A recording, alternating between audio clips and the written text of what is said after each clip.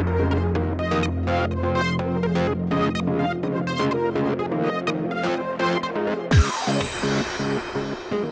happy Tuesday, and welcome to Now, the fun show hosted by me, Curtis P. Today we're kicking the entire show off by talking about a pretty big topic that's happening way up in the sky. It's actually above the sky, it's in space. Two astronauts headed out on a spacewalk today on the International Space Station, but it was abruptly cut short. This happened due to a dangerous water leak inside of one of the astronauts' helmets. The Italian astronaut slash first Italian spacewalker actually couldn't even hear or speak when this all was happening. He then required assistance from his spacewalk partner, Christopher Cassidy, to get back inside of the International Space Station. Of course, many of you are probably wondering, how did water leak inside of the helmet in space? Well, the most probable cause being, of course, the fact that when they're actually out on spacewalks, they do require water to keep hydrated, so they have a small little water pouch that they can sip on. That kind of looks like I'm doing something else. So that's the probable leak inside of the space helmet, of course, is that the pouch just started leaking water. At the current time, everything seems to have gone all right. He was then escorted back inside of the ISS, and everything seems all hunky-dory. So good news, because the last thing you want is a water leak when you're in space, because that stuff just goes everywhere. Have you not seen the videos of water in space? Just little balls of water.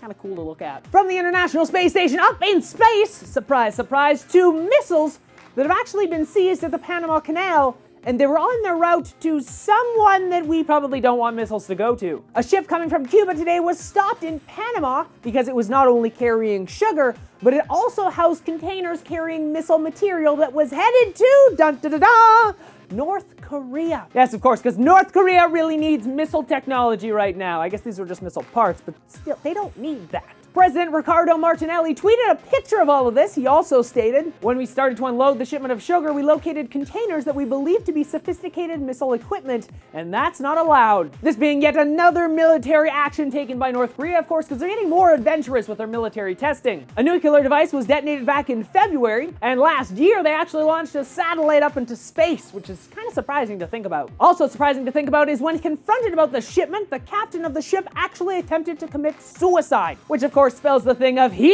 knew this was not a right thing to do. At the current time, Panama will keep the ship under containment. They're not going to let it go. Also, of course, Cuba remains one of, if the only North Korean ally that I kind of know about. China still, but they're kind of pissing China off, so I could see China trying to be like, getting away from that. From big international news to gaming news now. Everyone loves games, games, games, games! The amazing games! And in the world of amazing gaming news, Ocean Quigley, the creative director on the brand new SimCity game at Maxis, well, he's leaving Maxis. He's saying, I don't want any more of that. Ocean Quigley, along with 2 other Maxis designers, are actually going to go and start their brand new studio called Jellygrade. In a tweet today, Ocean Quigley stated, "Big news! I'm starting a new studio with Andrew Wilmot and Moscow 23. To make simulation games, we're calling it Jellygrade." The first game, according to Quigley, will be a simulation about the dawn of life on Earth, about lava, water, rock, and the emergence of a primordial creature. If you want to keep up with everything Ocean Quigley is doing and the other 2 developers and everyone else at Jellygrade, you can of course follow them on Twitter and on Tumblr. Links to all of that stuff down in the description below. There's so much stuff down there. So some interesting news right there, but of course, what does this mean for SimCity? Is this another sign that the ship is sinking? From my perspective, I always look at it and I'm like, why is there no news coming out about it? There's nothing. It's not like, ooh, we're coming out with a brand new expansion pack soon, or look at all this cool stuff. It's more or less like, yeah, we released that, it kind of tanked. We're just kind of hiding out right now. My thoughts, that's probably not the best way to promote a game because, you know, it could use some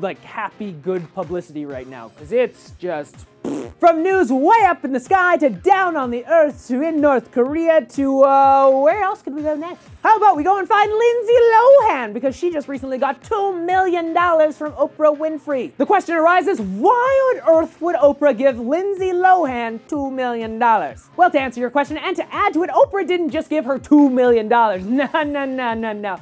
She also gave her the opportunity to have her very own reality TV show, because that's what Lindsay Lohan needs, a reality TV show. Though everybody loves a train wreck, you just can't keep your eyes off it. Also, let's face it, it makes you feel a little bit better on the inside, because you're like, at least I'm not as screwed up as her. But beyond all of that, she also gets 2 assistants and a stylist, because Lindsay's gotta look good if she gonna be on TV. So because Oprah is giving up all the money for this, of course it will premiere on their own network, which is the Oprah Winfrey Network, or the I Own Everything Network, look at me. If I was Oprah Winfrey, of course, that's what I would say. At the current time, it appears that this entire reality TV show thing has been in talks for 4 months, and no release date as of yet has been announced, though I don't really know if I care. I kind of do, like I kind of want to see how much of a train wreck she is, but at the same time, I kind of don't. All right, so with the announcement of Ocean Quigley leaving Maxis, is this yet another stepping stone in the demise of the SimCity game? Like in 4 years, will SimCity still be a relevant game, or is it just gonna be like that, oh yeah, that thing that kind of failed out? Let me know in the comment section down below what you think. Also, you can let me know on the show's Facebook page, Twitter account, or through Google+. Links to all that and the other articles I talked about in today's episode in the description down below. Crazy things happening down there. Also, if you haven't realized, there are also annotations on the screen right now that you can click on, like the Facebook one, the Twitter one, and the Google+ one. Click on those. They are amazing. I might have just done them in the wrong order. Probably just did. I have no idea. Anyway, if you enjoyed today's show, don't forget to hit up that like button, subscribe, and hey, maybe even share the show with your friends. Until tomorrow, I'm Curtis Parody, and that's what's happening now in the world as a whole. Bom, bom, bom.